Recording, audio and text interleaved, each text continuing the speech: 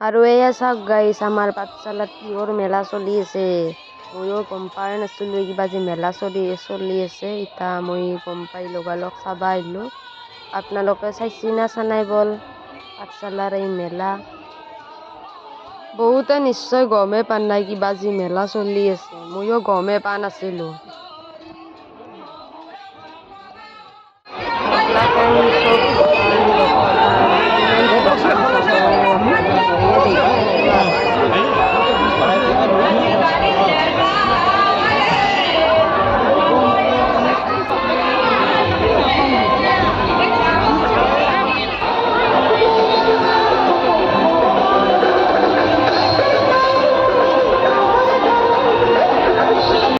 আৰু মোৰ লুকটো চাওক, মই কি পিন্ধি আহিছোঁ।